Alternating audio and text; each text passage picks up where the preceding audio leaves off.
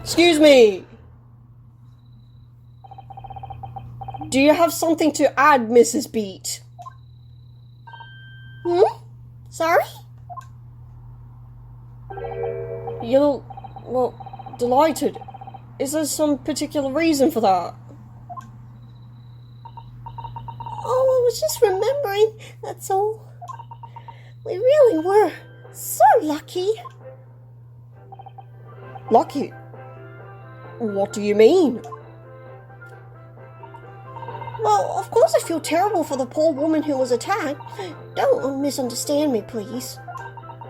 But we were just so lucky it didn't happen on Rolly's beat. It was so close, you see. I hadn't realised. Oh yes, that street, by a road. That's the boundary between Rolly's beat and the next one. Isn't that right, my love?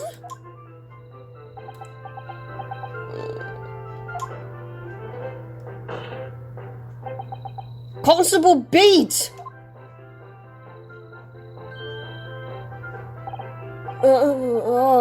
Yes, that's right. That's the reason I was helping with the interviewing the occupants of the Garadeb household yesterday. The household is on my beat, you see, so... That really was cutting it close then. Constable, I wonder if you could clarify something. If the Garadeb household is on your beat, does that mean that the pavement next to it is as well? Outside Mr. Garadeb's house? Yes, ma'am. The pavement on that side of the road is part of my beat. I see. I was unaware of that. Just think, if the woman had been attacked just on the other side of Bright Road, we would have never been able to go out for that meal to celebrate our wedding anniversary.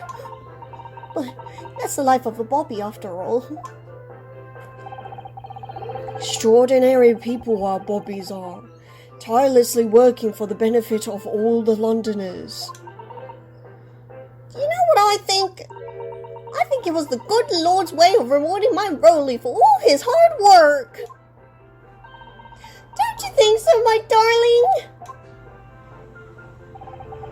Must be it, Pap, my love. Must be it. I think perhaps we should make sure we have that information officially on record. Leave it to me, Mr. Nuttleholder. I'll take care of it immediately. Ah. And now it's my turn, I think.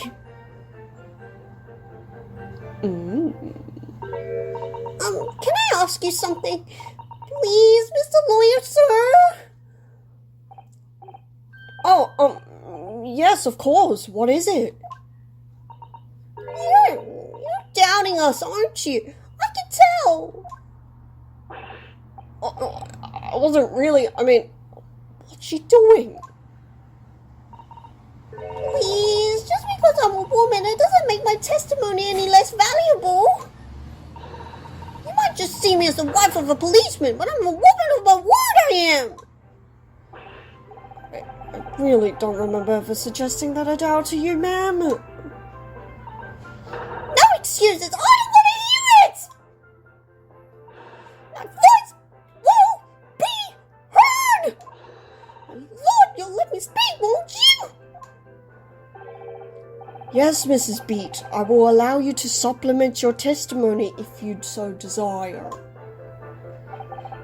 Sometimes the path of least resistance is a sage one. That was a very loud motto. I heard that! The Japanese man thinks a policeman's wife's word counts for nothing, does he? Watch out, sir! I might let you get away with something like that, but my Rolly won't! Duly noted, Mrs. Beat. Please, I humbly ask you to continue. What could she possibly be about to say, I wonder? I know what I saw. My eyes never let me down. My sense of direction is a little off sometimes, though. Do tell us more about that. For some reason. Mrs. B, nobody is questioning what you've told us. I haven't even presented any evidence yet. But that's mostly because I'm focusing on pressing this time round. I saw it, I did! That evening, I saw it clearly! You saw a lot of things clearly. Is this new information? The little Eastern man with the whiskers and the funny curved back, slinking away from the scene! Slinking? Well, he ran. And I know what I didn't see as well. I didn't see any flaming bolts of flying through the sky! We really aren't contesting that at this rate. All very clear. You also mentioned something about having a poor sense of direction. Not sure how relevant that is, but if you want to supplement it, since you like being heard so much. Oh yes, well, it's a little embarrassing really. Always ending up at the wrong place when I've made arrangements to meet Rolly. He gets ever so cross. You're right. Hold on, I'll get to you in a bit. Just catch some more Z's while I press your wife here. Don't take that out of context. Oh well, we all made mistakes there from time to time, I'm sure. I got the wrong church on the day of our wedding, I remember. It caused a terrible kerfuffle. I very nearly got married to someone I'd never even met before. Oh wow. That would most certainly not do, madam. We don't need more extramarital affairs here. Anyway, continue with the testimony, please, Constable. Yes, sir! I didn't take my eye off the... Alright. Hold on, I'll get to you, sir. I'll get to you. You will be heard. You are a witness. We need to know everything. Because right now, as of right now, let's see. Yeah, this is all very intriguing. Yes, this book is a mystery. This book truly is a mystery. What are the odds? Right, but we don't have anything definitive. So hopefully you'll get us something right. Constable B, is there a problem? You need a bed, sir. No, sir. No problem, sir. Did your wife's remark just now bring something to mind, perhaps? Oh, well, in a way, sorry, yes.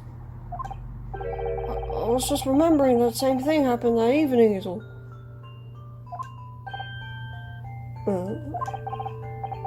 You mean Mrs. Beats lost her way on the night of the incident? Well, you see, I sent her off to find a police box in the next beat over from mine. She was gone a fair bit longer than what I was expecting. Thought she'd be back inside 10 minutes. My darling was gone a good 15. Oh, Rolly, you're such a tease. But the reason I was gone so long because of the bouquet, silly. Bouquet? The bouquet? So, what bouquet are we talking about? Oh, it was a present for a wedding anniversary. Rolly's so romantic.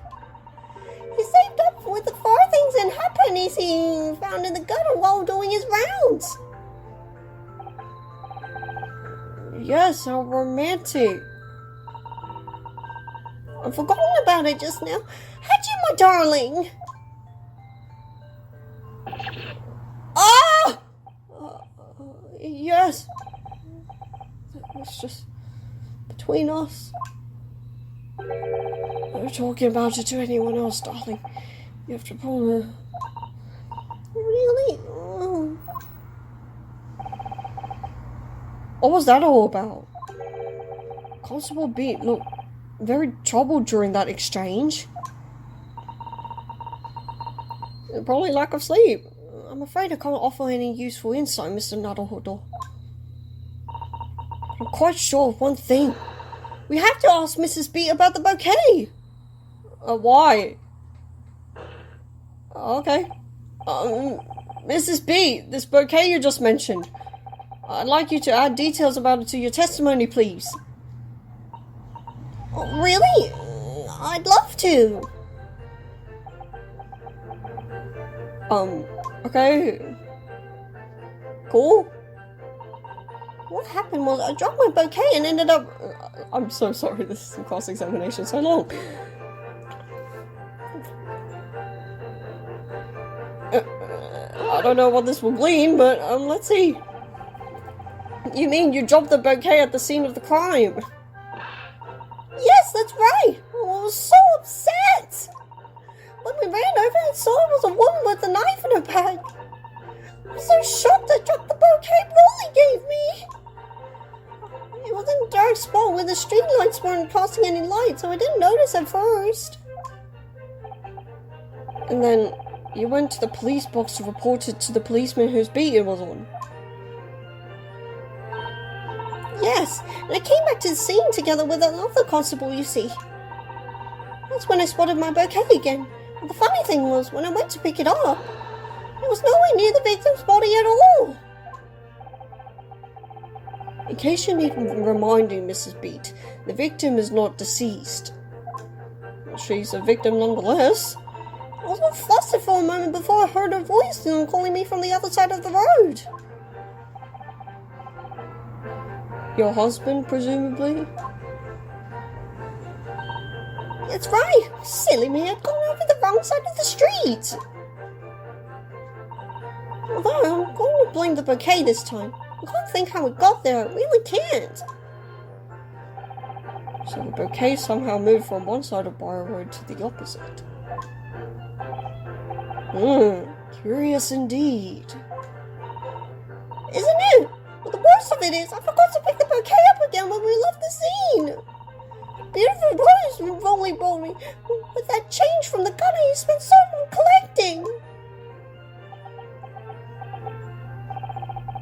By bouquet, do you perhaps mean this sorry solitary rose?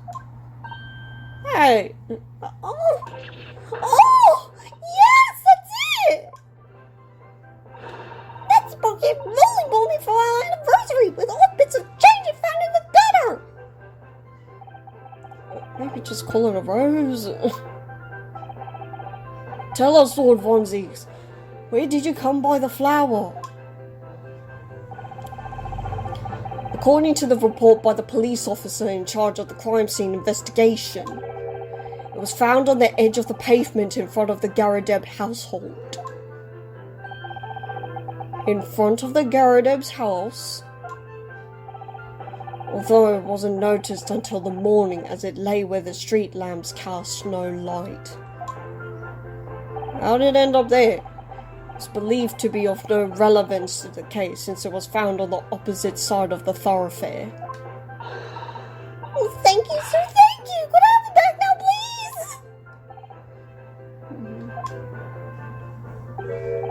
please? I think for good measure this rose should be added to the court record as evidence.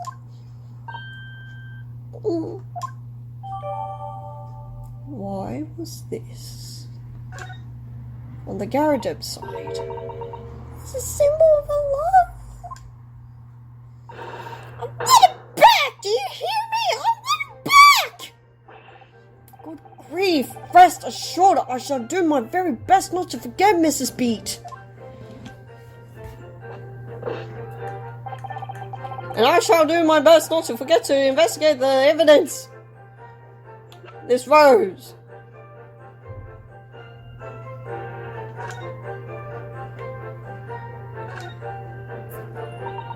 An English rose. Such a beautiful flower. This is a rose, is it? I've never seen one before. Do you not take any interest in flowers, Mr. Naruhodo?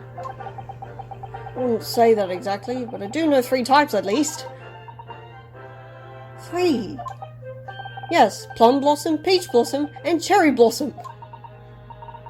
Perhaps you should consider, branching out, learning some that aren't fruit tree based, for example. Branching out? Dare you suggest a thing? It's very stylish paper the flower's wrapped in, isn't it? It's just an old newspaper, Mr. Nuddlehuddle. I suppose it's because I'm not used to seeing English print. It looks so exotic to me. I see. Is something wrong?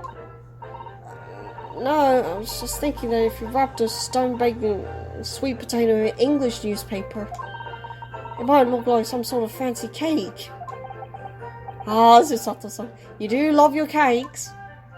Ooh. Oh, Lord.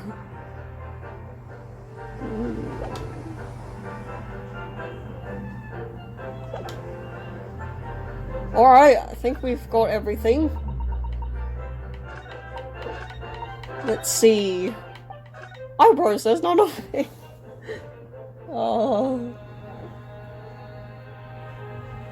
This is a bit of a stretch, but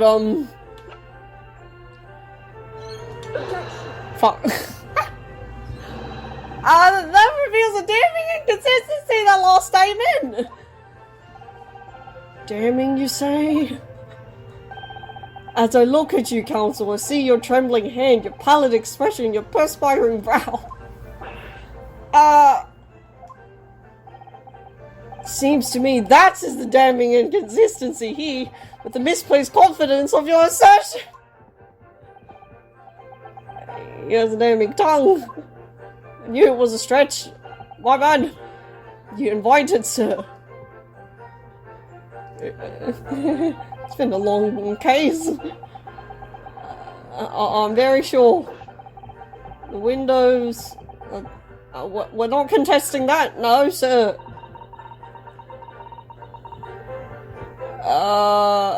Maybe if the window had broken. Trusty Rolly. Are we saying that he should have noticed this rose? No, okay, never mind. Well, you get to see the incorrect text. The witness's last statements is clearly at odds with this piece of evidence.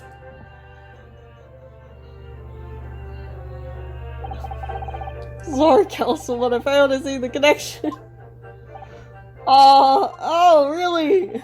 For heaven's sake, would you kindly desist from that wide-eyed, panic-stricken look you are wont to wear? That's the only panic-stricken look I know. I'm so sorry. Oh, God. I dropped my bouquet and... Okay, we're not contesting that. Nothing strange to report. I swear this rose, since we're bringing it up so much. Okay, jeez. I don't know, we brought up the rose, it's gotta do something, you know. Okay. You claim, Constable B, that there was nothing to report in the 15 or so minutes you were guarding the scene. But it can't be. Sir, Constable? What do you mean to say? In your testimony just now, Miss Beat, you explained to the court that when you arrived back at the scene of the crime with a policeman assigned to that beat, the bouquet you had dropped at the victim's side was no longer anywhere nearby. Objection. Yes, on the opposite side of Briar Road to where the victim was attacked. But considering the size of that meager bouquet, of a single sorry bloom can be so described. No doubt it was blown to the wind across the street, back into the gutter where it belongs. Sir! Meager! But if that were the case, why did Constable B not testify to the fact?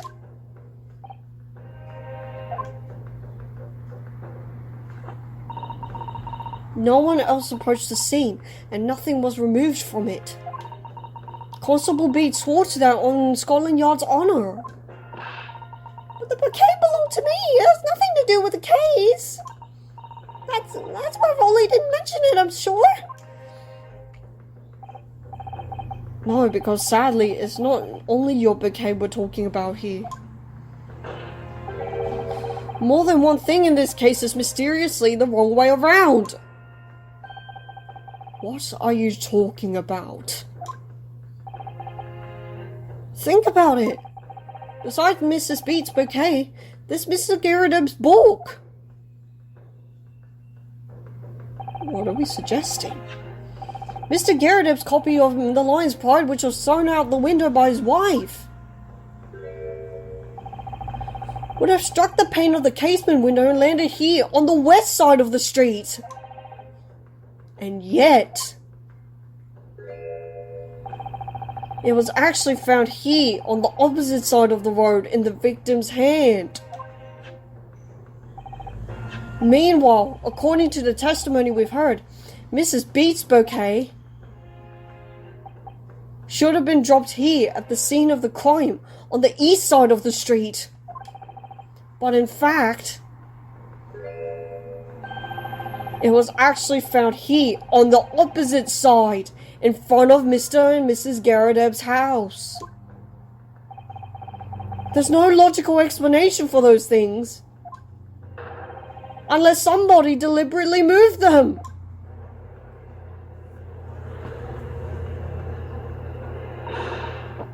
What are you trying to say?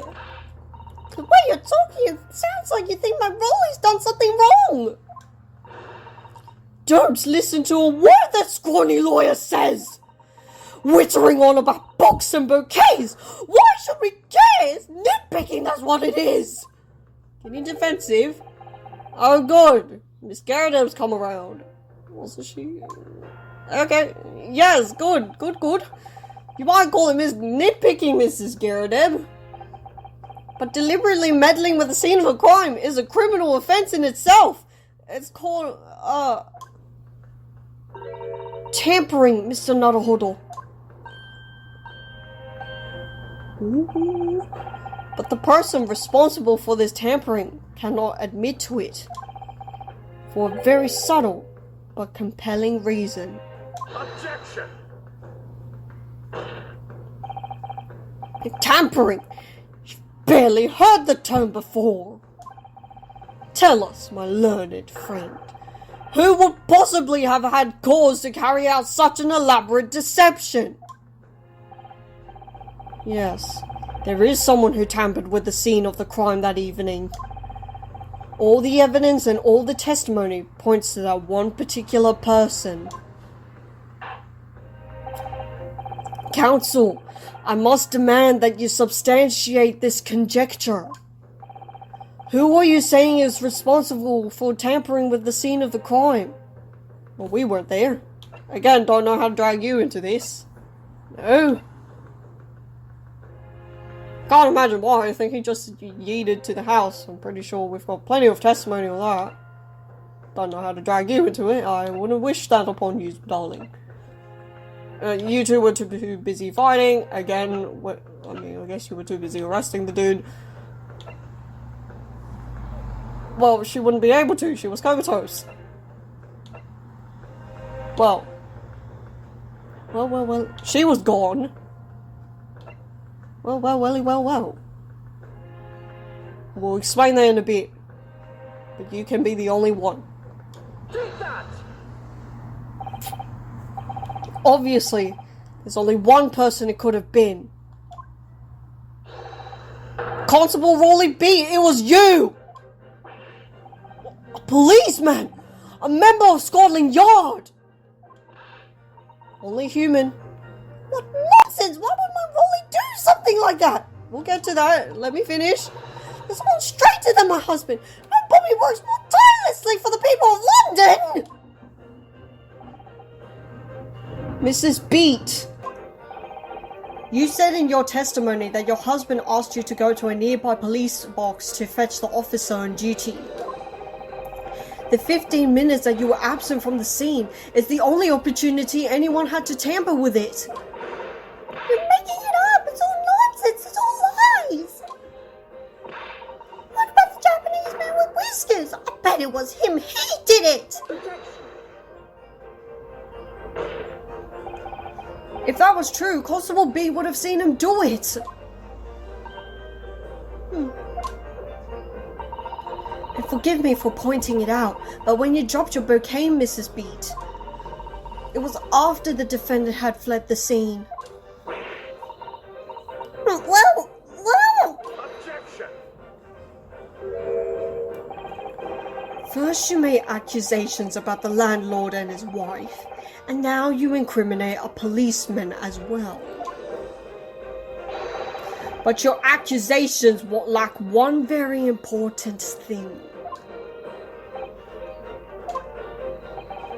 You claim the crime scene was tampered with.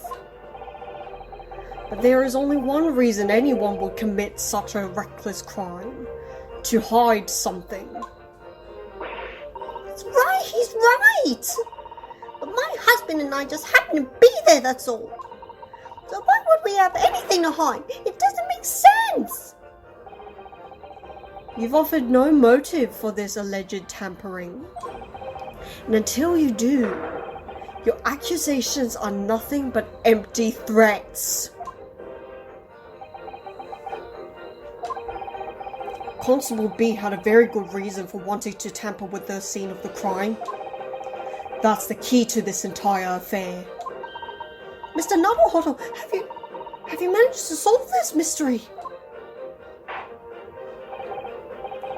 Counsel, you have made a very serious accusation against a London police officer. If you are mistaken, I'm sure I need not point out that your reputation as a lawyer will be irrevocably damaged. With that stark warning in mind, you will now explain to the court the motive for this alleged tampering. Yes, my lord.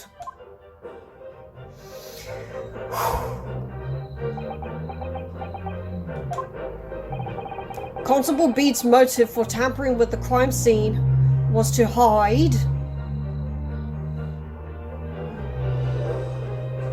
Oh.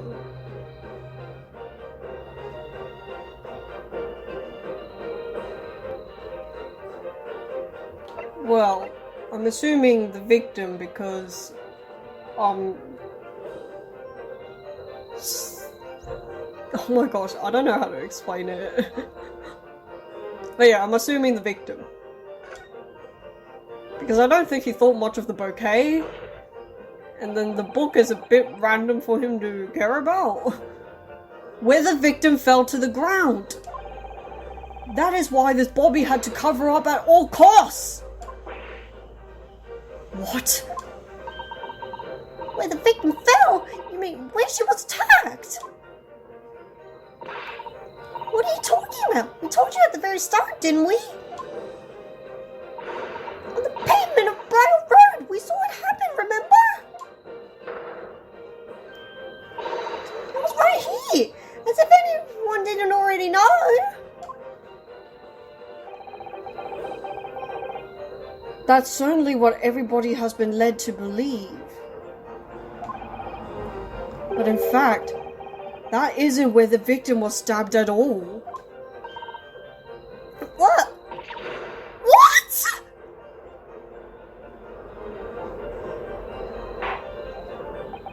The court is in our favor. I'm beginning to wonder where this tumultuous trial will end, counsel. If that's your assertion, then the court is dying to know, my Nipponese friend. Where are you proposing that the crime actually took place that evening? Within his jurisdiction, my lord. Take that! He wanted to get out of work. That's on the opposite side of the road. That's where the bouquet was found, wasn't it? I don't understand. On the evening in question, Mr. Garrideb's book fell directly down from the open window above, and your bouquet, Miss Beat, never moved at all. What did move was the scene of the crime itself! Good gracious! Objection! Perhaps you haven't been listening to the ample testimony the court has heard. But these witnesses both saw the moment the attack took place. That's right, I saw it with my own eyes. It was 5 o'clock in the evening and already dark. There was the typical London fog on the ground. When you saw the incident unfold and ran to the victim's aid, that was actually on the west side of Briar Road. No, that's not true. It can't have been. Constable Beat then arranged for you to be absent for a while by sending you for help. And during the 15 minutes you were away, he transplanted the crime scene.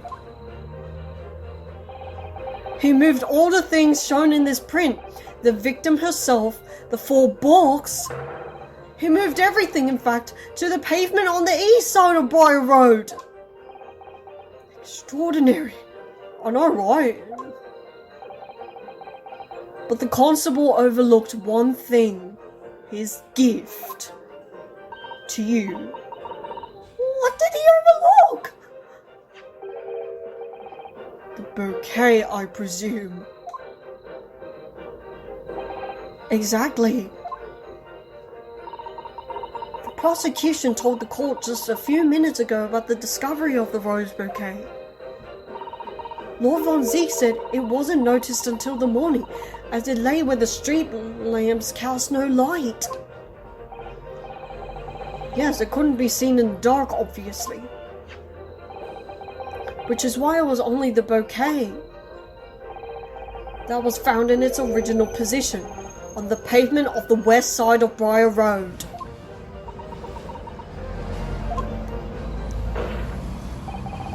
And that is the defense's theory about what really happened that evening.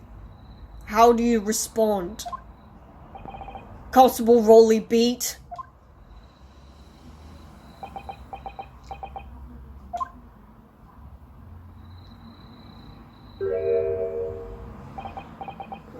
Well, I'm very sorry. I didn't mean to nod off again. I haven't slept properly in a month. Did I miss anything important? Oh, Rolly? It's the truth, is it? What the lawyer said. It's all lies, isn't it? I know it is, because you're the most upstanding, righteous man I know.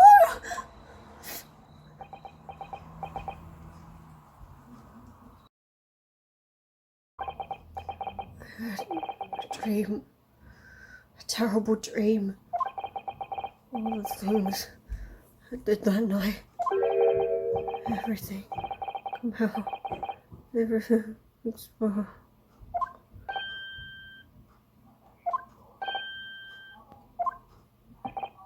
Only seems it wasn't a dream at all. Good golly!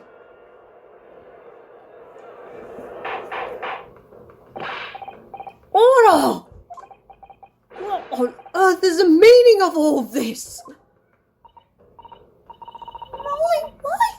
Why would you do something like this? Having corpses is a criminal offense, isn't it? It's not a corpse, sweetie. It's fine. Wishing the victim dead should be one too. I don't think it's quite that Yunosuke, but yes. Constable, explain yourself. Why would you do this? As a respected member of Scotland Yard, your duty is to protect the good people of London town. I can't say, sir. What? I really am ever so sorry about all this. For damaging the yard's reputation. For everything.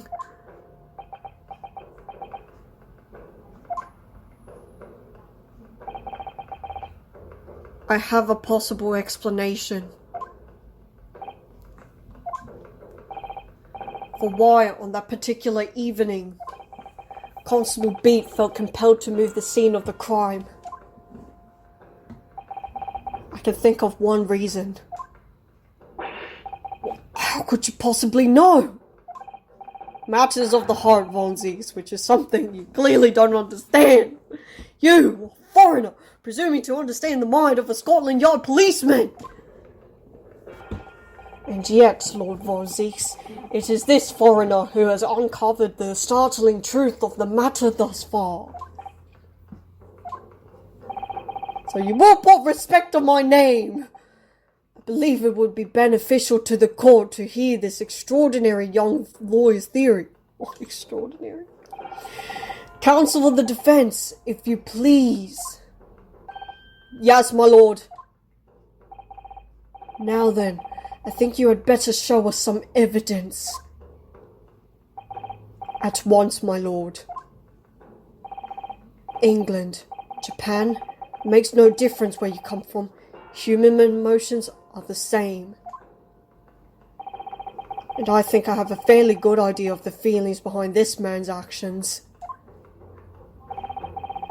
What gives away the motive for Constable Beat's unthinkable actions? He didn't want to deal with his jurisdiction, my lord. Take that!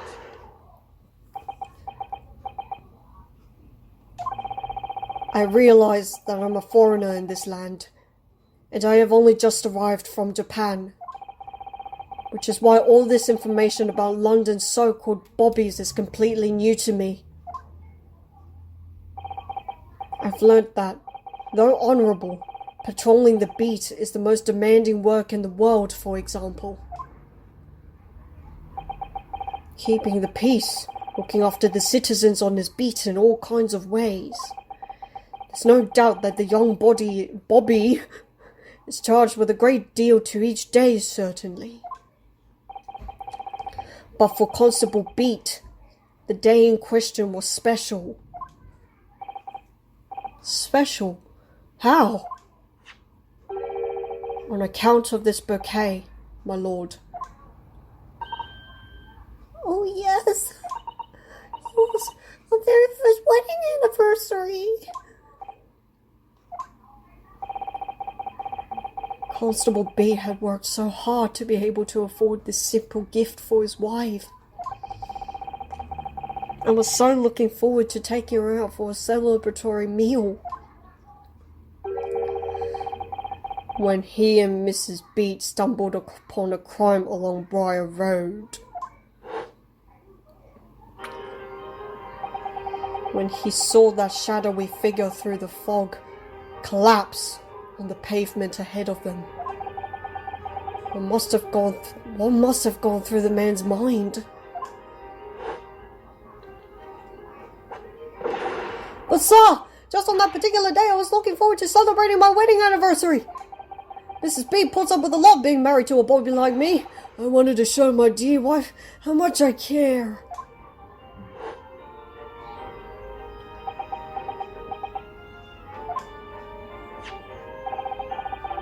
This is the warrant card that Constable B offered to lend to me earlier. Inside, among the rules for patrolling policemen, it says, when a crime is discovered on his beat, a policeman must assist with initial investigations and help detectives. Oh. Constable Beat? Is that not the reason why you moved the whole scene of the crime that day? Yes. Everything you said, it's all right. So that's it. It was all to do with the boundary of your beat.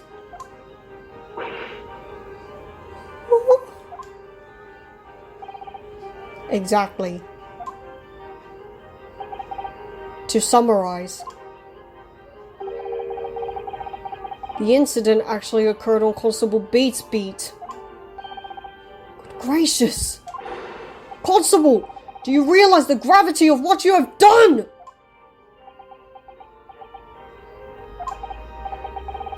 It was the first time since I became a copper I'd ever cursed God. Stay close to me, Pat. The criminal could still be lurking somewhere.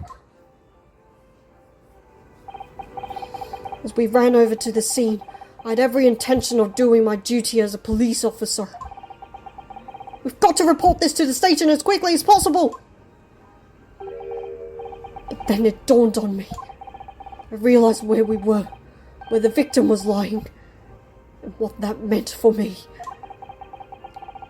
When a crime is discovered on his beat, policemen must assist with initial investigations and help detectives. Why here? Why did this have to happen here? And why tonight? Of all nights? Why?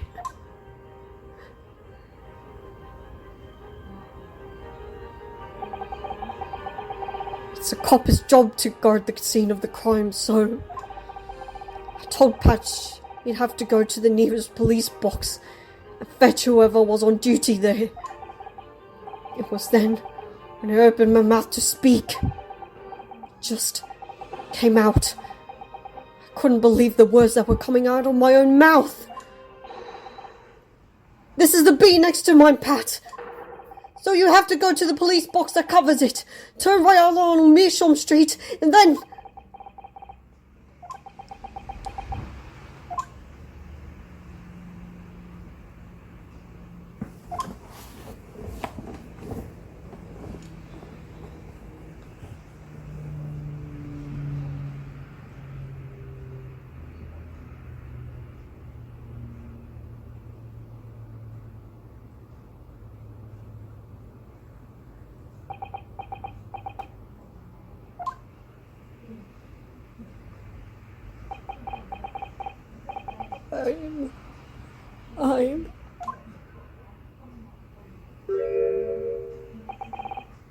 I'm sorry.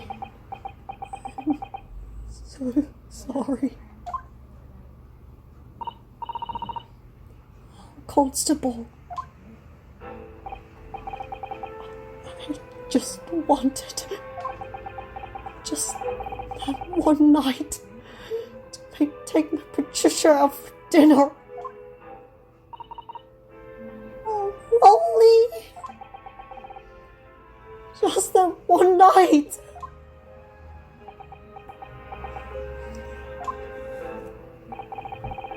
You knew that if the incident was on your beat, your evening of celebration would be ruined. So you decided to move the entire crime scene outside your jurisdiction.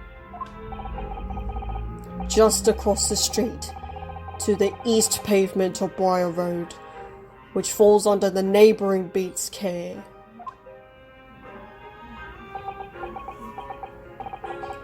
You see, I thought... I was sure the victim was dead, you see. I beg your pardon? Of course he did! Otherwise my Roland would have never left the poor woman on the freezing cold pavement. I see your meaning now.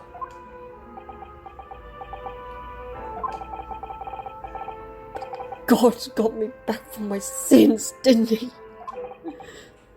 That's why I missed the rose I bought for Pat. No, Rolly, that was all my fault. I should have never dropped it in such a dark place. I'm so sorry, Rolly.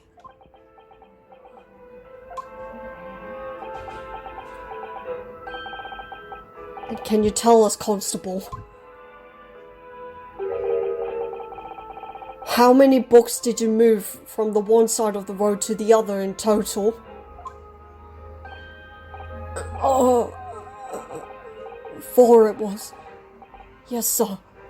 Definitely. 4. 3 of them dropped by Mr. Nutsmith, and the 4th being the one that fell from the window upstairs in the Garadeb household, of course. But what made you place that book in the victim's hand? And all the others were scattered haphazardly around, I mean. Well, sir, it's because that's how I found it. How you found it? What do you mean? When we first ran over to the scene, the victim was already holding the book.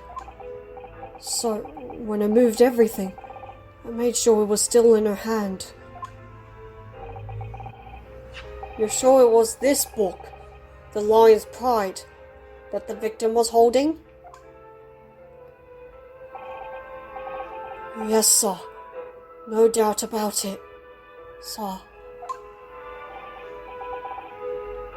Interesting.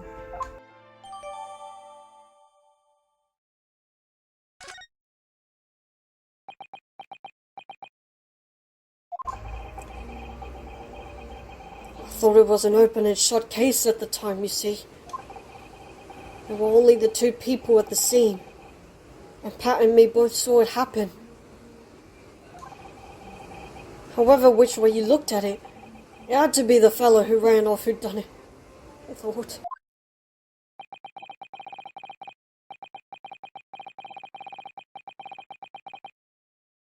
I couldn't see the harm, really.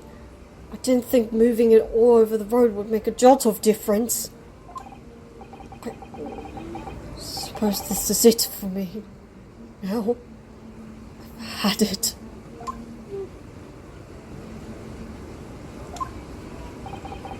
My lord. Yes, Lord Von Zeeks? I believe that concludes the cross-examination of the witnesses. Rather appropriate weather for this solemn affair. Constable, you may withdraw. Yes, sir! Mr. Prosecutor, sir? What will become of my Molly? What will happen to him? For now, you are free to go home. The police will contact you in due course. Please, don't punish my husband. This was all my fault. It's because I'm always moaning at him for coming home late.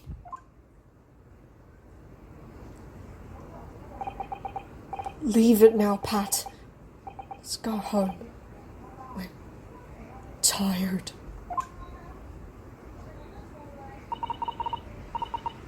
Right then, my love. One last thing, Constable. Sir! Let this be a lesson to you. In a criminal investigation, every detail matters, however insignificant they may seem to you. Yes, sir. Carve that lesson in your mind. And never again make the mistake of tampering with the scene of a crime. Never again, sir. You mean to say? Leave now.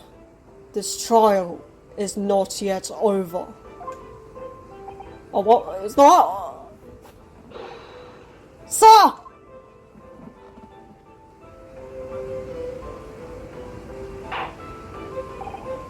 Well, quite a startling revelation, I must say. Whoever thought of a third party transplanting the entire scene of a crime like that. Indeed, my lord. Nevertheless, there are some immutable facts here. Principally,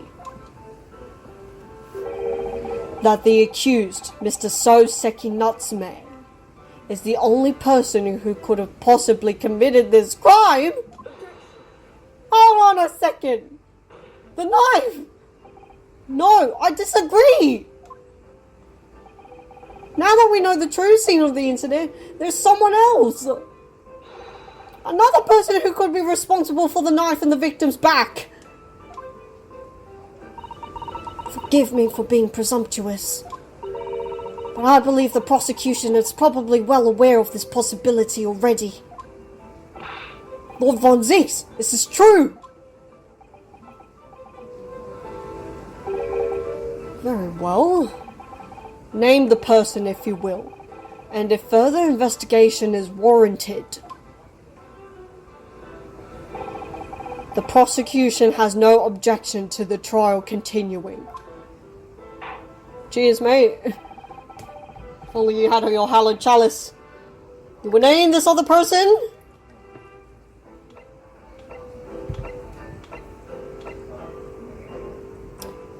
Throwing a tantrum? Throwing a knife, perhaps? Take that! The defense would once again like to request a cross-examination of a new witness, my lord. Once again? My assistant made the same request earlier.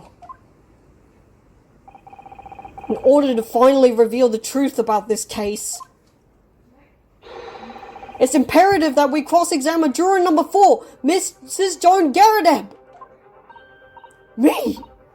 Oh dear me. Objection! What? You think you have no objection? That request has already been denied.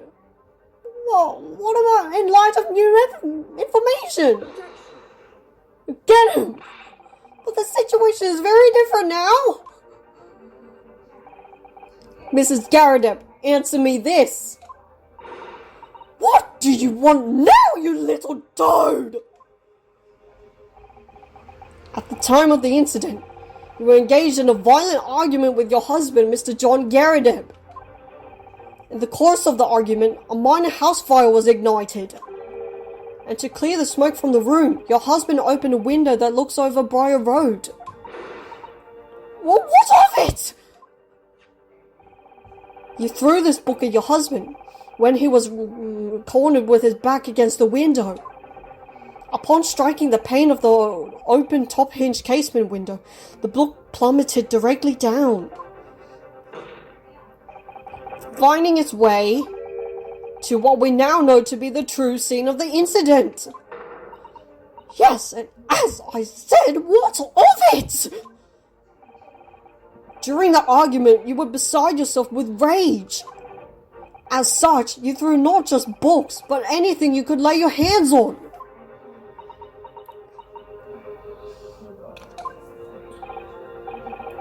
So, let me ask you one more time, Mrs. Garadeb. This knife, the one removed from the victim's back, have you really never laid eyes on it before? Oh!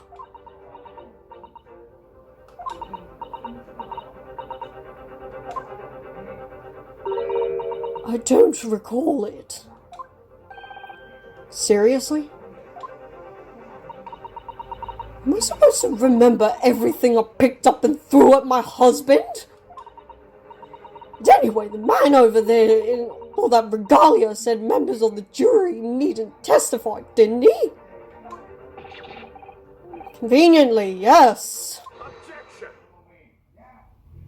What? No, I have no recollection of saying that at all, juror number 4. Oh. Oh! Make no mistake. You jurors are not special in any way.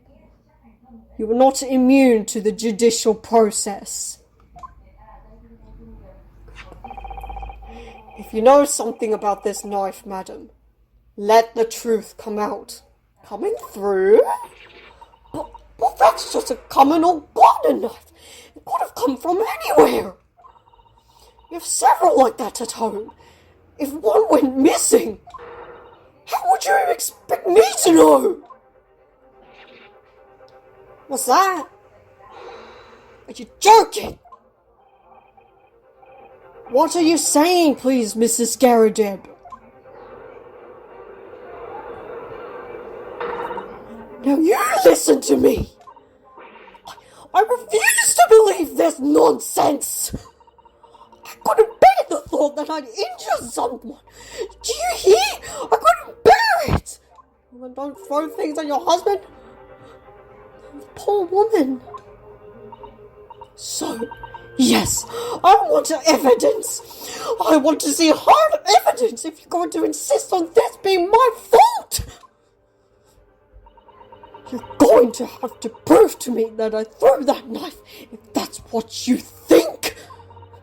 Come along now, Chop Top. Do your worst. Well, Mr. Nuttleholder, if I had evidence like that, believe me, I would have thrown it at her already. Then take the stand, juror. Oh! The prosecution does not object to the defense's request to cross-examine this woman. Thank you, Lord Von Ziegs. I'm going to have to testify! Juror number 4. As I'm sure you will appreciate, having observed it with your own eyes today. Witness testimony can lead to the most extraordinary truths being unearthed. Truths of which the witnesses themselves may not even have been aware. Oh, dearie me. So I demand your full and unadulterated testimony, Mrs. Garrideb. And mark my words, in this court of law today, we shall extract the truth. Do you concur, counsels? Certainly, my lord. That's what I'm hoping for, my lord.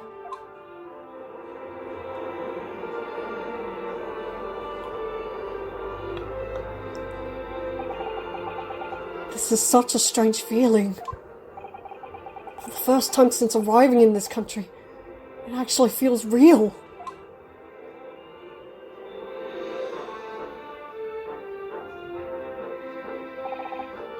I'm here in the Old Bailey, and I'm a lawyer.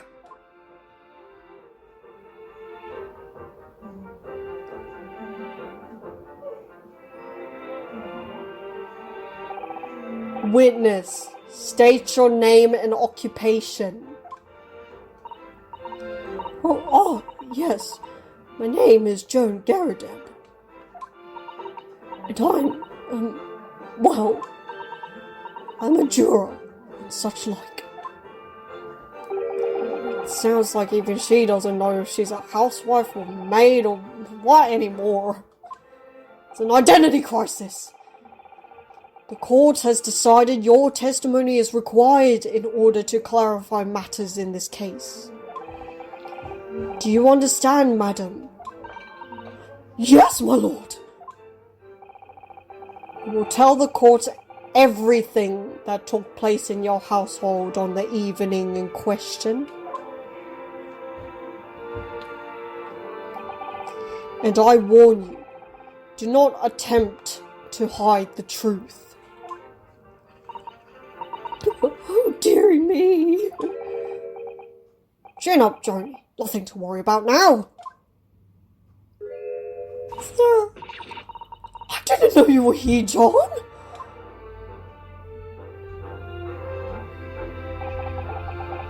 Wasn't only you in that room that day, old thing, was it? Rather think I ought to testify as well, don't you? about you needy? Don't you worry about that. Hardly notice it. I'm not the sort of chap to leave a comrade to face disciplinary action alone. Oh, John. I presume you are Mr. John Garadeb? Yes, sir. Former 2nd Lieutenant of the 3rd Regiment of the 4th Northumberland Fusiliers, sir. Seen my fair share of action and now living the quiet life, as it were. The quiet life? Were you not engaged in an incendiary battle with your spouse on the day in question? Never mind that now. Well, yes, quite. I believe this may represent a first in the proud history of the British court. Calling a juror to the witness stand is unprecedented. However, the court will hear your testimony now, juror number 4, and that of your husband.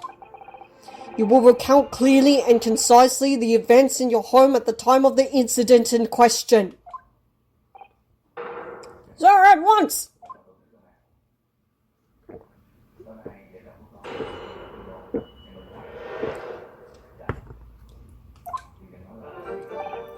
Yes, on the day you're referring to, the wife and I did have a bit of a skirmish. I'll recall the reason now.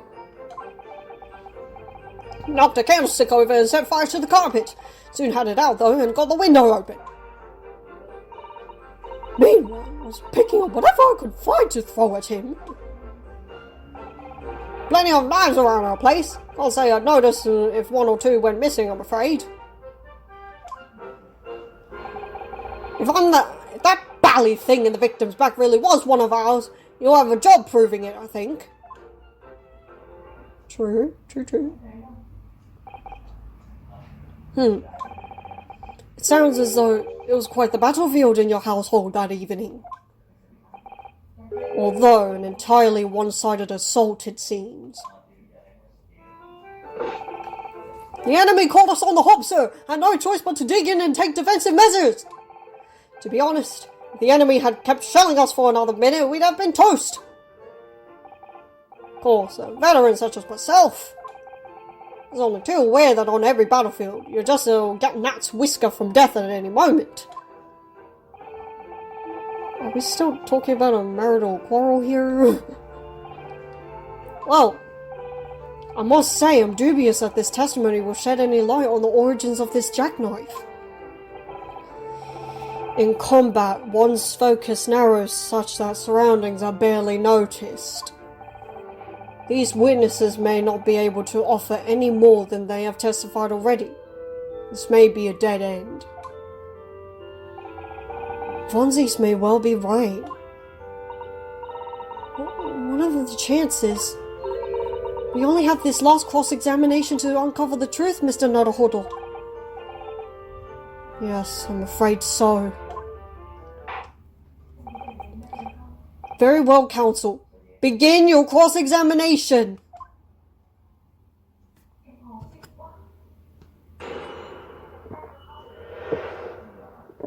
I guess we're pressing.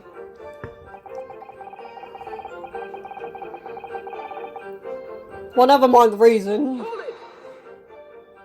I suppose. The reason is what you told us yesterday, I believe. I'm not sure if this is going to help us, Ryunosuke. But, hey, I guess we want to understand the whole situation. Yes, that's right. If I remember correctly, it all started because of a note that was tucked into the pages of a book belonging to Mr. Garadeb. Excuse me. A rather passionate note, in fact. But Mrs. Garadeb found the note, discovering her husband's little secret. She gave him a mighty number of slaps across the face for it too.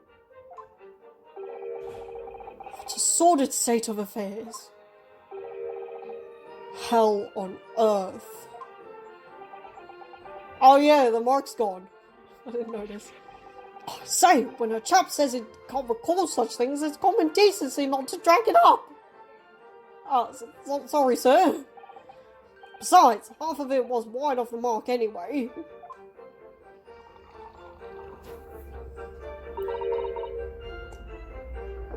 A likely story. These waters run very deep. And what transpired next after these multiple blows to the face?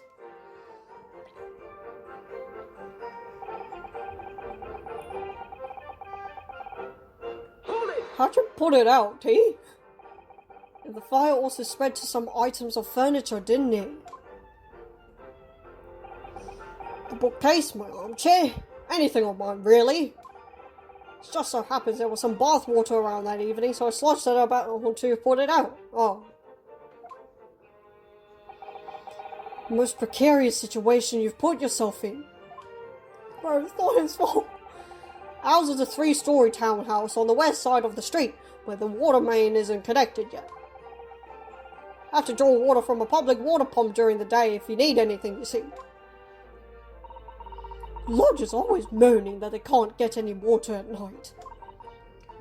Although that little mustache Japanese man buys water in bottles, I believe. The defendant, Mr. Natsume, you mean? Yes, he receives a stipend for his studies, you know, from his home country. Can you imagine being able to brew a pot of tea at all hours? He's obviously very well off. That's fortunate. Apart from everything else that's been traumatizing the poor man. Have you actually seen the state of the man? I believe he uses all his income to buy books. Not to. And never reads them. Well, I can't imagine him finishing that mountain. Well, anyway, the point is, I was able to douse the fire with water, fortunately enough. Okay, good. Meanwhile, I did. Even though the room was on fire, priorities. As far as I was concerned at the time, this was more important to extinguish my anger than the flames. When a woman wants to throw, she must throw. It's most certainly not true of us who sought to take down Mr. Naruhodo. Beat me to it, did you? How did she know I was thinking that? So, there wasn't even blue text. So, please cast your mind back and try to remember. Was a knife among the items that you threw at your husband that day? In all honesty, I don't recall. But I feel I must point out that I'm no monster. Let me see. Some bread, cabbage, garlic, a towel, and a sponge, a napkin. Do you want to say something, sir? Excuse me. Oh, he'd remember, wouldn't he? Do you have something to add, sir?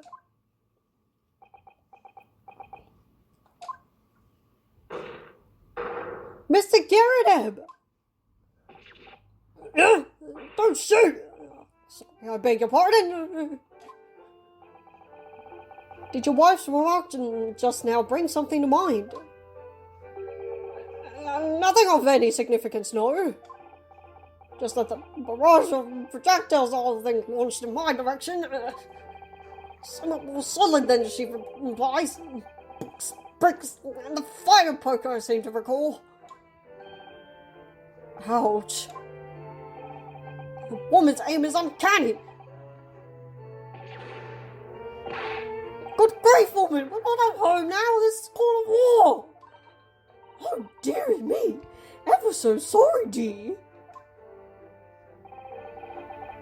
What's she even doing with a teapot in here? She's, spilling the tea. Honestly, John, I would have never thrown such things at you, obviously. Take a look at this, then. How do you suppose that happened, hmm? Your pipe, sir. Had this thing in my hand as usual at the time of the onslaught. Knocked it clean out with one of her soft projectiles, she did. Yes. And when I went to pick the thing up, it was broken in two. I'd like to see a sponge do that sort of damage. I see, your pipe was broken. would never have been sent flying unless it was hit by something pretty solid. Anyway, I've managed to bandage the thing up for now. Ah, you are one to exaggerate, aren't you, dear? Oh, he has evidence. I wonder what we should make of this account. Maybe we could try to figure out what was thrown. Could be important. There might be a mark on it. The defense believes Mr. Garrideb's remarks just now to be of great significance. Oh my god. It's been a long day. This war veteran's words only tell us one thing. Betray a fiery wife, and pipes, as well as hearts, may be broken. Sentimental wisdom, perhaps, but hardly worthy of adding to the formal testimony. Indeed, common sense, one might say. Might one... In that case, would you at least permit us to examine the pipe, sir? Well, I don't see why not. Oh, dearie me, there you go again, trying to ingratiate yourself with a young lady.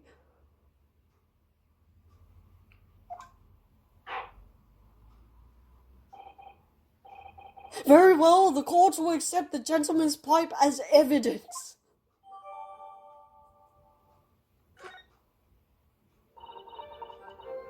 I hope I didn't speak out of turn, Mr. Naruhodo. That's exactly what I wanted, darling. Wait, what am I doing? The pipe? What is this now? Something just twinkled inside the chamber of the pipe there. Yes, I saw it. Something stuck in there, I think. Let's turn it over and give it a shake. What's this? It's a tiny fragment of metal. It looks like the tip of a blade or something. How could you have missed this, dude, when you were trying to fit? The tip of a blade? Surely. Could it be?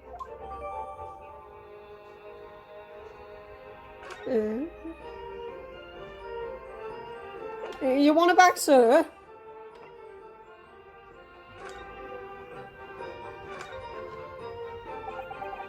This is the tiny piece of metal we found in the chamber of Mr. Garrideb's pipe. It looks like the tip of a blade or something. The tip of a blade?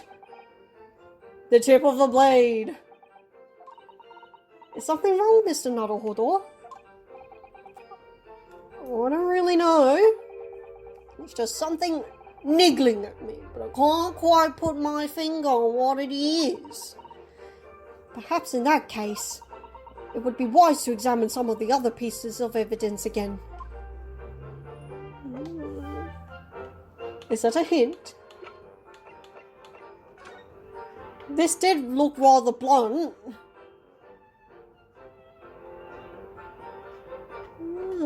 What have we here? Look here, Mr. Naruhodo, just at the tip. A small piece of the blade appears to be missing. Part of it's missing. I could be wrong, but I just got a feeling. You remember this? That's a tiny fragment of metal we found inside Mr. Garrideb's pipe. Just maybe.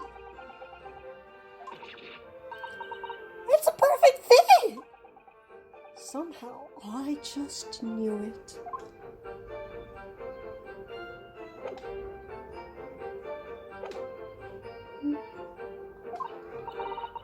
I was just feeling rather disappointed for you that your request was turned down. Oh no, it's fine. Thanks to Susato-san, we have some new evidence to work with. Well, thank you for that rebuttal, Mr. Garrideb. Now, if we could return to the crux of the matter. What can you tell the court about the knife used to attack the victim?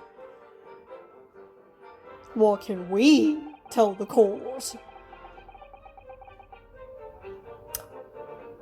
Should we Well, I actually agree with you on that front. I mean, we do want to point out the particular one, but... a job proving it. Well... what should we present, though? Like, I was kind of hoping they'd combine the evidence, but, should we... This was found in your pipe. She threw it at you and landed in your pipe because physics. And then the weapon, so to speak, was in the victim. Oh my gosh, how do I communicate this together? I'm gonna try the fragment first. Okay, good. Mr. Garadeb, could I ask you to take a good look at this, please? Since you didn't seem to have noticed it the first time. You can ask, but I can't see a bally thing. You can't... Used to call me Dead-Eye Deb back in the regiment, of course. It was some time ago now. Even when I try to enjoy a large print book by the fire these days. I struggle to tell a B from a D and a P from a Q, to be honest. Oh, he does. Dear me, it's rather wearing being asked about every other letter and every other word. You must be very dizzy.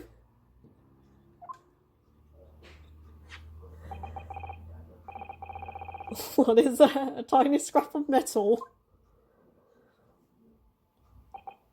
Yes, almost certain. Oh, if it's tiny, I guess that's how you could miss it. It looks very chunky, but whatever. Almost certainly from the tip of a blade. And what may appear at first to be just a tiny scrap is in fact a crucial piece of evidence. Interesting. And where did the defense come by this evidence? It was lodged in the chamber of Mr. Garadeb's pipe. My pipe, you say? By Jove, I wonder how that got there. What precisely does this fragment of metal signify, Counsel?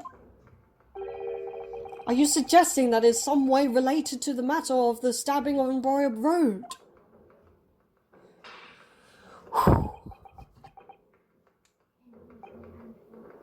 I am. What? When put together with another piece of evidence already in the court record, I believe this tiny fragment of metal will unravel the whole truth of this case, my lord.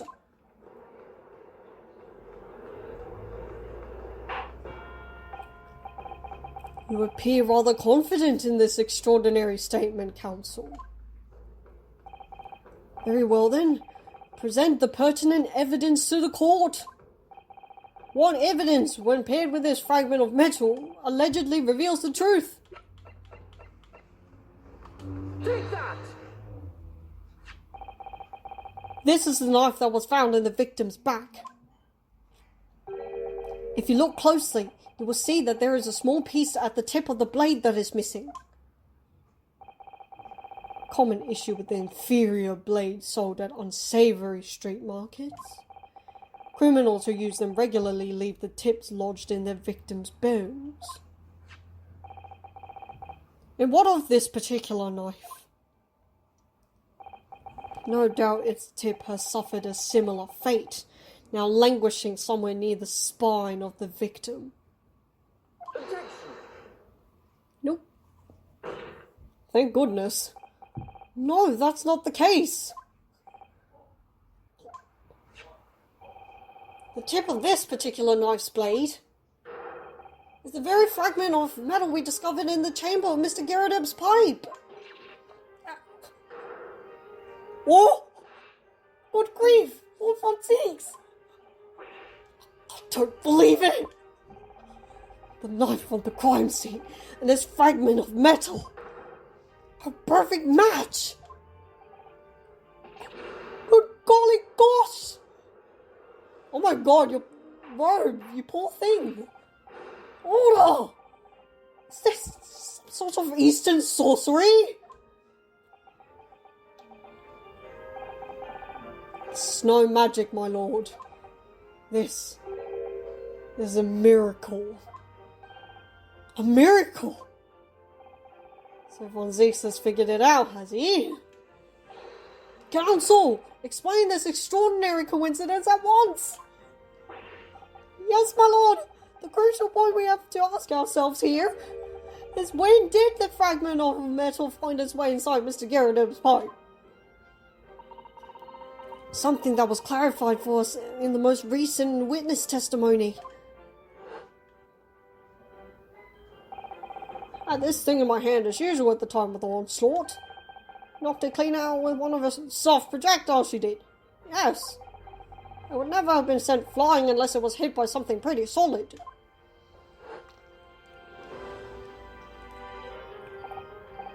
Oh, dear me! During the argument between these two that occurred just as the victim was on the pavement below, Mrs. Gyarados flung this knife at her husband. However, the knife missed Mr. Gyarados, instead striking the pipe in his hand at the time, which caused the tip to break off. Of course. Good lord! Yes, and that is when the tiny tip of the blade found its way inside Mr. Gyarados' pipe. The chances of that are 1,000,000 to 1! And yet there's no other credible explanation for how the tip of the blade ended up in your pipe. Then, after losing its tip, the knife ricocheted off the pipe and flew out the open window.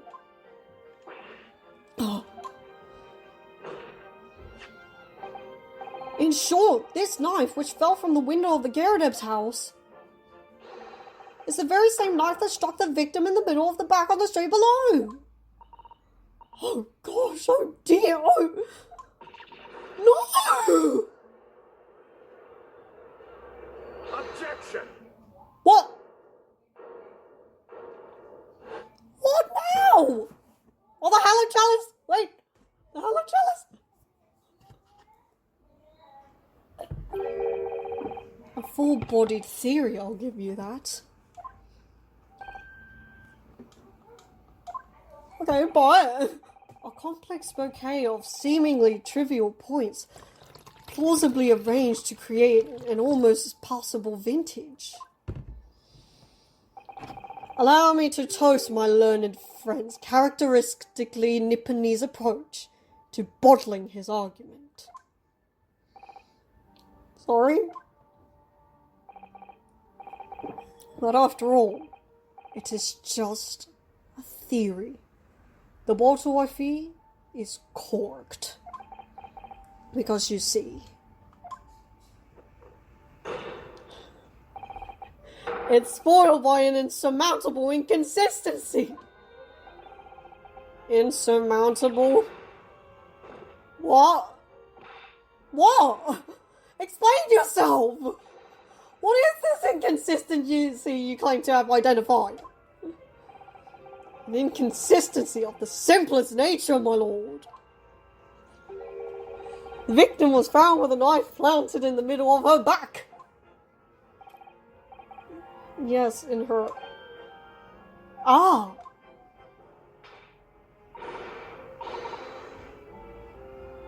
That's right, you silly little man! Oh, that cured quickly. Now, Joan, old thing, what are you getting so excited about? Let us consider the basic facts of the case once more. The victim was walking along the pavement before being stabbed in the back and falling to the ground. If the knife that struck her had fallen from above... well, there's no possible way it could have planted itself into the victim's back. Oh my god, let me get to it, sir. Have you no imagination? Order! Quite right. You see, the That's exactly right. If the knife had fallen on her from above, it would have struck her on the top of her head. Well, thankfully it didn't.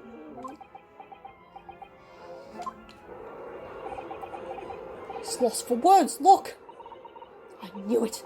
I never liked his theory in the first place. Oh, I don't know though. What really did happen? It would appear the defense has made rather a spectacular blunder. If a theory has even one inconsistency, it cannot stand. Your theory, my learned friend, is history. Have you no imagination? He was so close. I could see the truth. I was so sure we were on the right track. But now, the way has been blocked completely by just one simple inconsistency. Or in other words,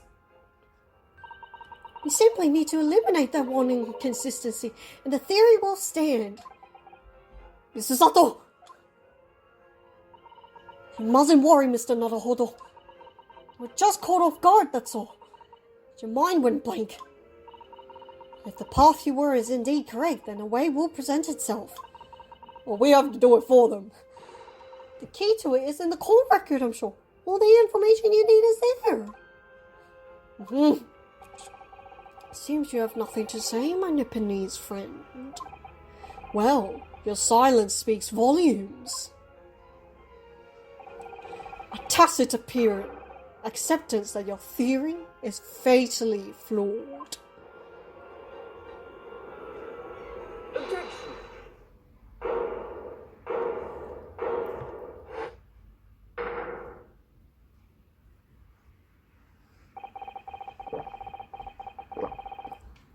This inconsistency doesn't mean I was on the wrong track. It simply means I need to sharpen my mind and dig deeper for the truth. It's a test. Yes! If the knife fell on the victim from above, there's no way you could have hit her in the middle of the back. Under normal circumstances, that is. What are you implying? Counsel? There is a piece of evidence in the court record that can explain this inconsistency.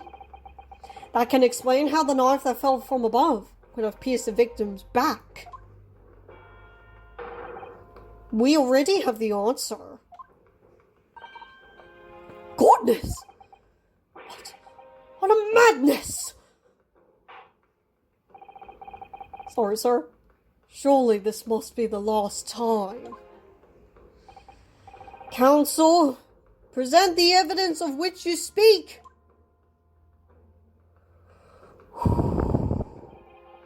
This is the last inconsistency, the final piece in the puzzle.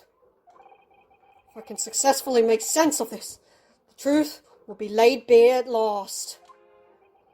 The evidence that explains how the falling knife came lodged...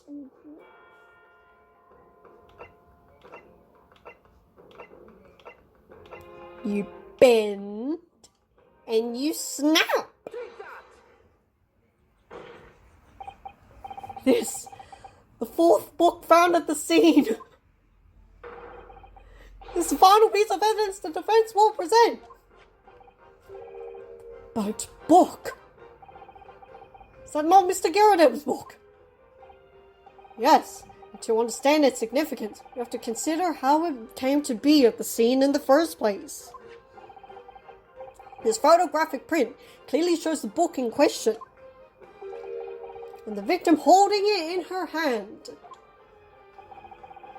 So the constable was right, but as we all now know, it was the police constable that put the book between her fingers like that. Quite so, and as part of his wholesale transplanting of the crime scene. It's true. However, as part of his testimony, Constable Beat made an extremely enlightening statement on that point.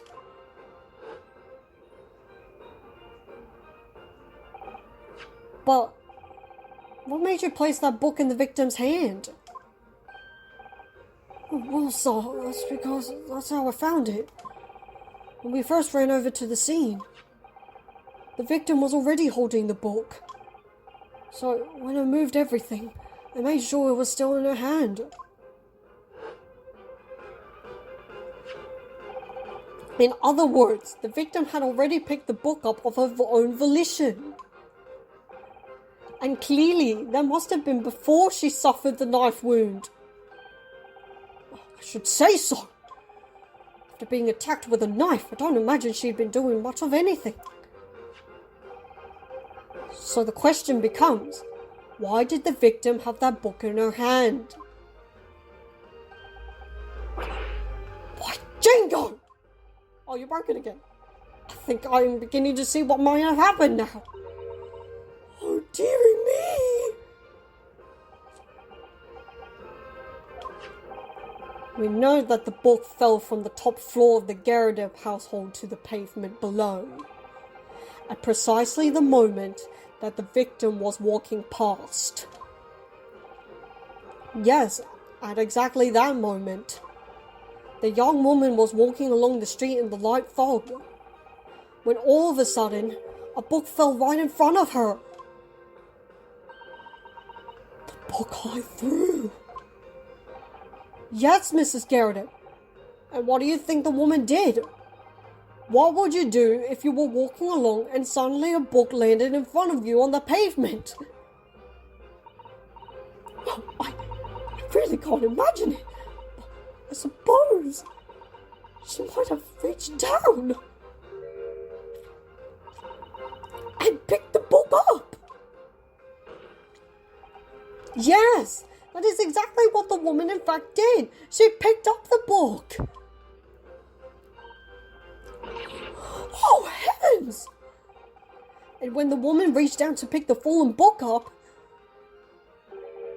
what position would her back have been in? That's right, facing the sky, completely and utterly defenseless. Then, in the very next moment, while the woman was still bent over picking up the book,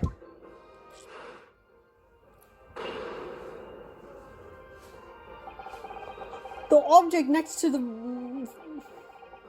next object fell from the room above, the jackknife, straight into the middle of her back. And at that same time, walking by chance directly behind Miss Green, was the defendant, Mr. Soseki Natsume. Oh, I never! It appeared to Mr. Natsume that the woman simply collapsed on the floor. In the dark and the fog, he didn't see the knife falling on her from above. Oh!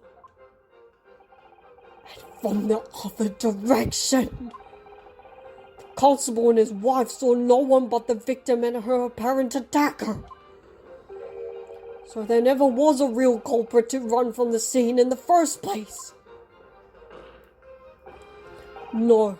This was nothing more than a series of unlikely events that culminated into an unfortunate accident. And that is the real truth behind this case.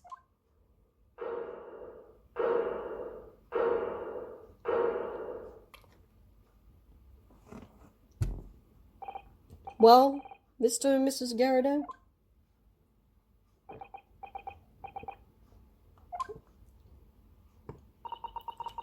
the very first time you showed me that knife, I had my suspicions.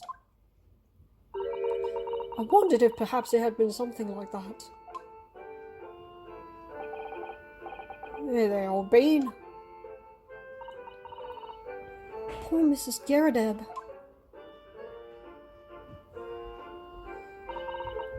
Of course, I never meant for anything of the sort to happen, but it's all my fault, wasn't it?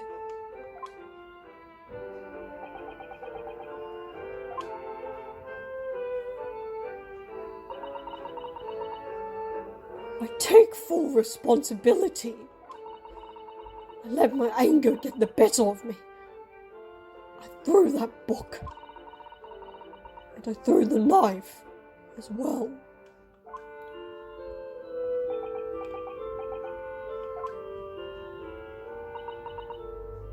John, dear. It's all right. I know. I'm ever so sorry. Truly. I'm sorry.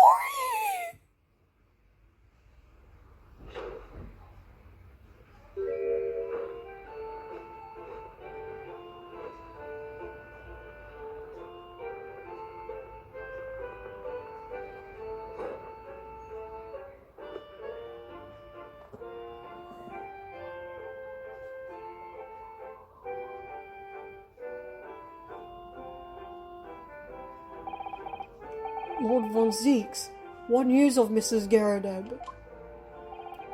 She's been taken to the infirmary. It would appear that today's events have left her in an especially flustered state. However, I believe she will recover in due course. There is no cause for concern. Yes, unbeknownst to themselves, they caused what could easily have been a terrible tragedy. They shall have to prepare themselves for the consequences of their actions. But John, really? There's some good news, however, my lord. I've just had word from the hospital where the victim is being treated. Her condition is improving steadily, and the doctor believes she will regain consciousness soon. It's strange. We've been talking about the victim all this time, but we've never once met her. How wonderful! The woman is out of danger, it seems. Yes, that is good news. So, Mr. Soseki Natsume.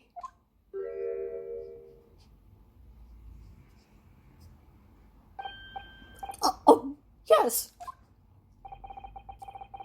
On behalf of my fellow countrymen, I would like to take this opportunity to beg your pardon, sir. You came from your distant eastern homeland to study our great British culture, and have been repaid with immeasurable unkindness. Please accept our heartfelt apologies.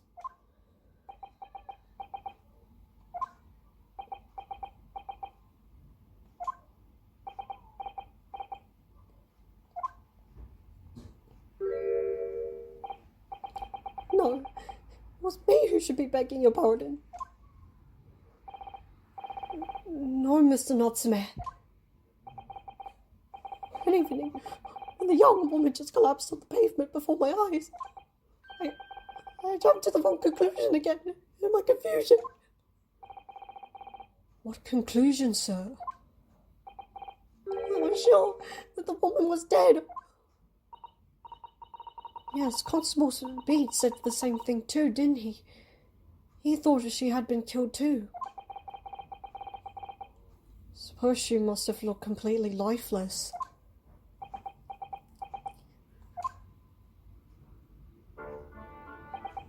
It's been about a year since I arrived in Great Britain now.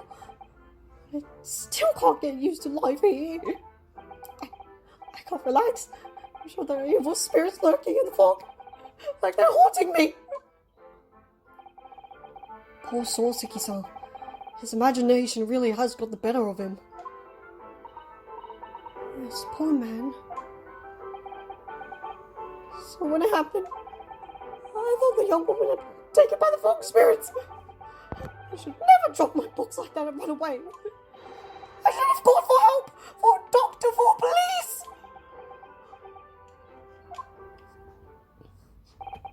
Instead, I've managed to create a rift in the relationship of trust between our two empires. And for that, I am truly sorry.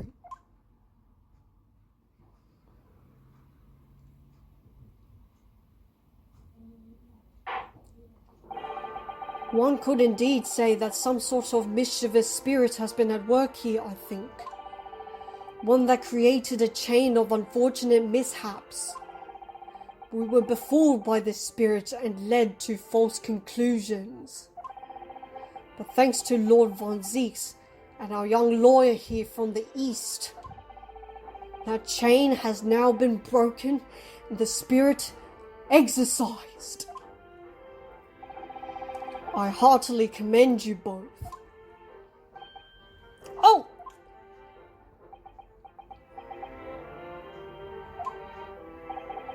Now then, ladies and gentlemen of the jury. Yes, my lord. In concluding this trial, I must ask one last time for your decisions regarding the defendant's culpability. Are you ready to present your findings to the court?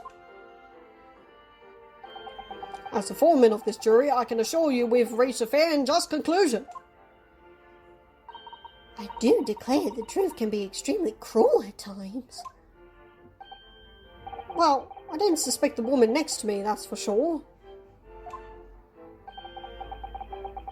Sitting in for the old bean while she's out of action, you know. I don't know what her decision would be. Does this mean I'll finally be able to get out of here and start work? Well, it's about time.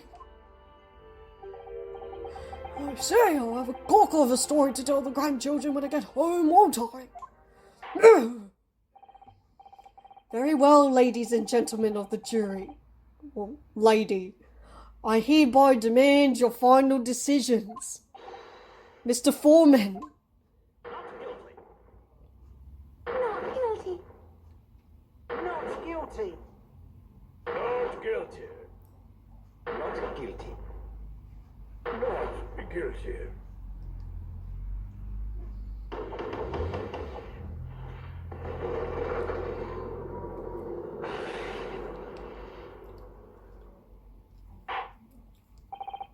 Very well, Mr. Soseki Natsume, I hereby pronounce you not guilty. Yay! And a genuine one. Well, the last one being rather dubious.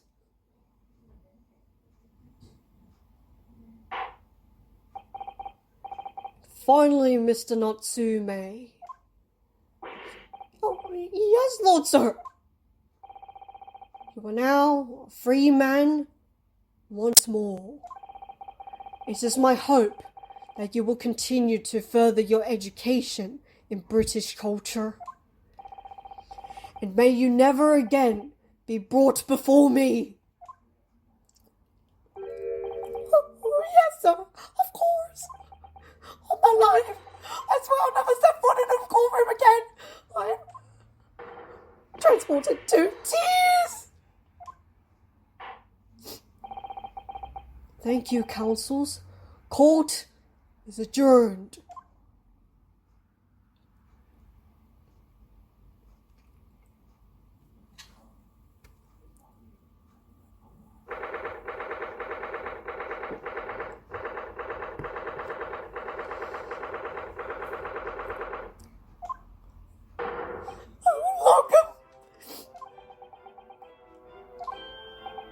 Wait, you mean me? Of course!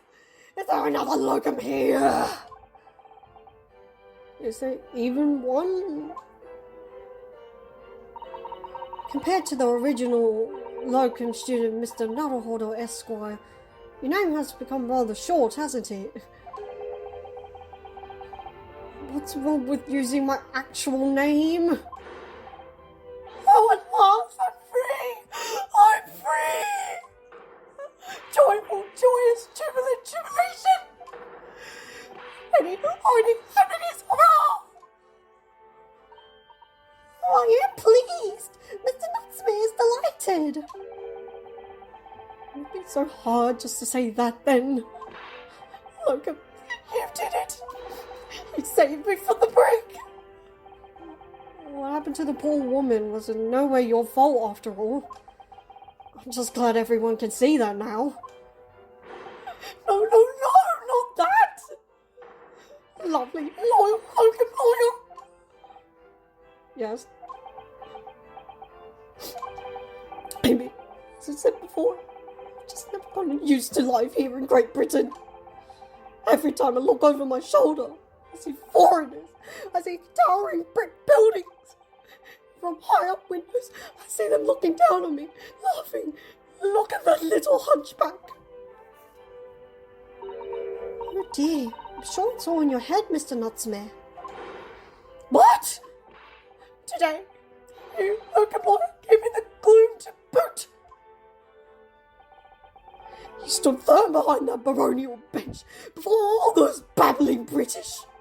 You battled to the bitter end, laying bare the baffling truth. And when I beheld the blinding fireworks among the beams of the Bailey's roof, I bellowed, Paul, the best barrister ever born!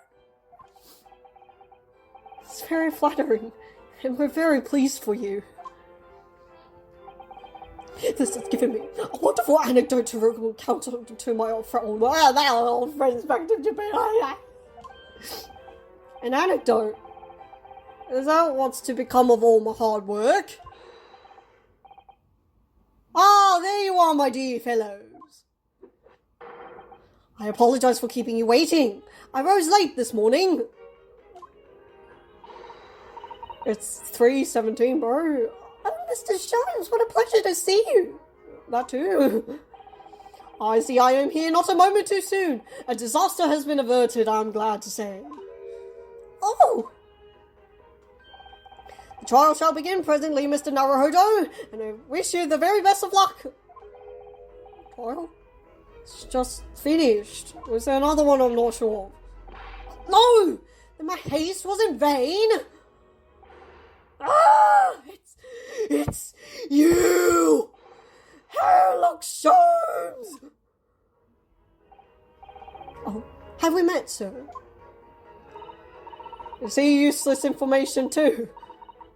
This is Mr. Nutsmere, the man you arrested, Mr. Holmes. Ah, I see. I failed to recognize you at first. Our previous encounters had taken place in the gloom, either of your bleak lodgings or that prison cell. I simply couldn't place that curious face in the light. Charming! This is all your fault, Sherlock Holmes! You're the reason I had to go through this terrible ordeal! I'm going to give you a piece of my mind! My apologies, sir, but I assure you I've placed you now. You're the fellow who abandoned that poor young lady and ran off, are you not? Oh. She'd been taken to hospital more urgently. I feel perhaps she would have regained consciousness by now. She hasn't she? But it was unavoidable, I'm sure. We are but human after all. Anyone would have been shaken by such an experience.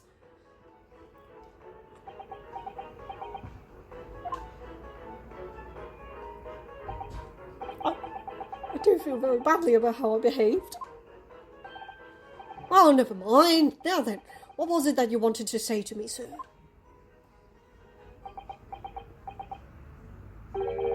Nothing. Priceless. Oh, I'm sorry, really. It was quite priceless. Poor Soseki-san. Still, on the bright side, you've had an extremely entertaining experience without paying a penny. And it would seem you were not even found guilty. There is no bright side.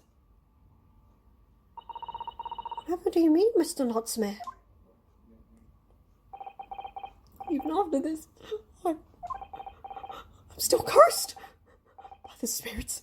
And now by the Reaper! Lord Von Ziegs. I haven't forgotten, you know, of facing that man in court means. Even if you're found not guilty, you're still doomed! You'll be alright, Mr. Nutsmere. The Reaper appears trying to make trouble. I'll protect you. Yeah! I'm not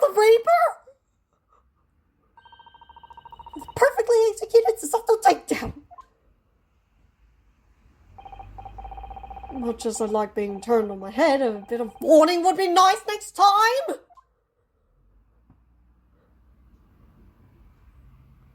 Unsolicited. So, Mr. Natsume, what do you intend to do now? You mentioned something about recounting your experiences to your friends back in Japan.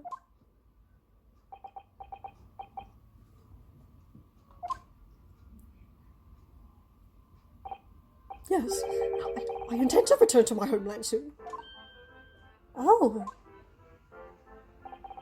It's already been a year since I arrived here in Great Britain. I've visited universities, libraries, and bookshops. I've been honoured with the tutelage of professors. I've learned so much about the wealth of literature here, and the city is as shaped. I've come to realise that it is my calling to sail home and tell my fellow countrymen about it. It's very touching, Mr. Natsume. Or, in perhaps less veiled terms, you wish to withdraw halfway around the world to escape the terror of the Reaper's curse? That's not it at all! The more I learn of literature, the more this strange feeling claws at my insides.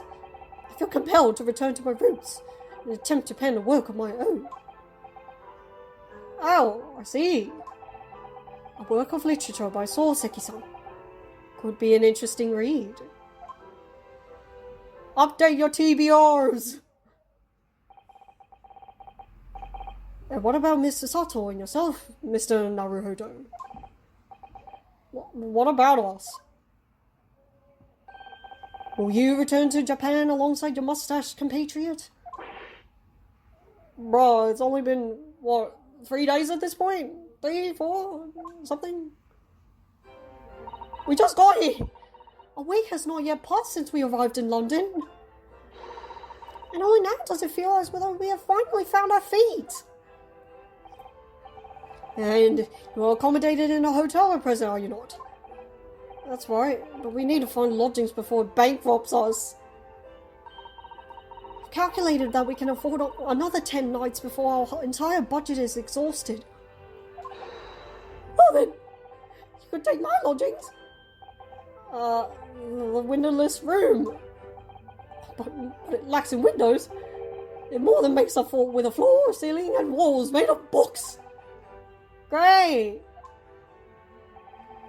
Of course, I'd be happy to leave behind the accursed evil spirit. Oh my, an evil spirit! Oh yes! It tries to suffocate you while you sleep. It's an infallible wake-up call! Well, think about it, if that's alright. Perhaps I can offer a more welcome alternative. Would you consider taking lodgings with me? Really? Well, a vacancy has conveniently presented itself. Though it is up in the attic, I might add. Are you sure it isn't just a storage loft? I spoke with the landlady this morning on the matter of price, and Iris is cleaning the room as we speak. You must come at once. I presume you have no luggage to speak of? Oh, this is simply wonderful! I don't know to be invited to the...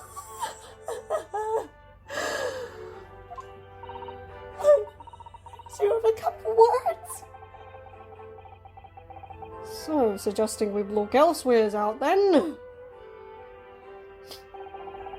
It's settled. Iris will prepare a welcome dinner this evening.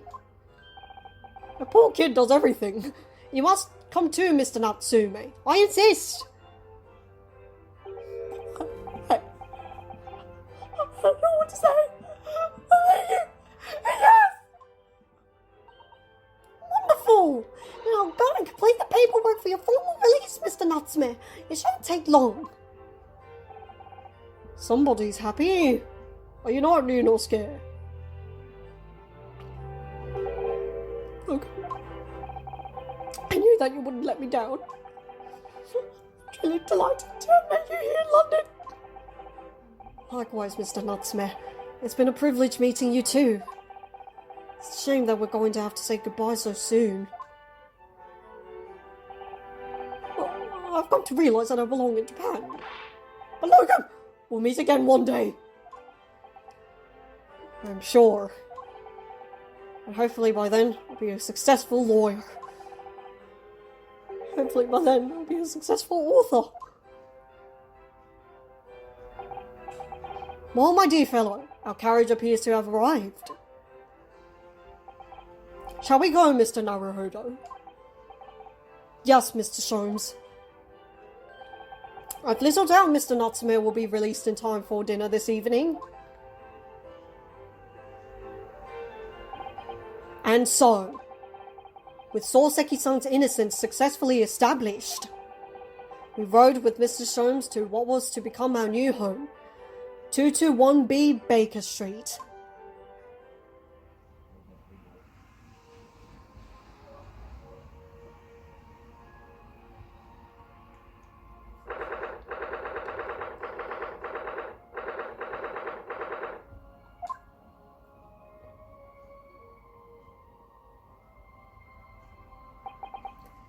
So this is to be our new office, yes.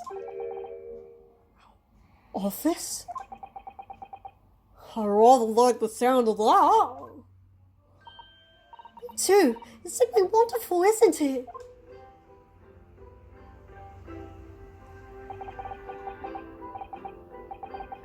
I hope you can see this, Cosimo. It's only a small step. I'd like to think we're getting a little closer to your dream now. So, my dear fellows, do you like the place? Mr. Sholmes, yes, thank you so much. It's a delightful room, Mr. Sholmes. I simply adore it. Good, I'm pleased to hear it. Iris and I are delighted to welcome you. I hope everyone's hungry. It's time for dinner. Wait, as soon as Mr. Natsume arrives, we'll have a lot to celebrate. Iris, you must let me help you. Alright then, Susie. You can be in charge of the salad. Splendid!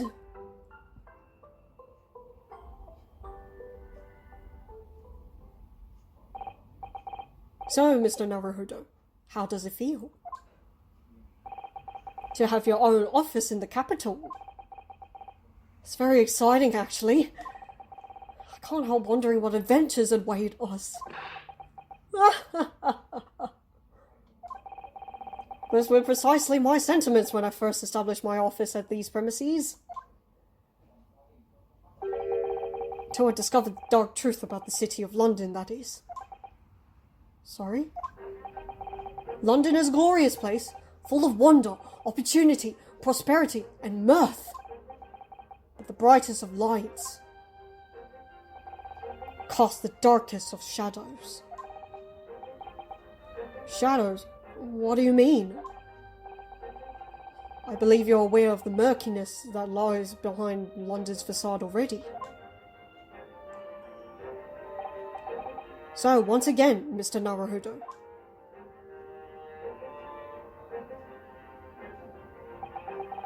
Welcome to London.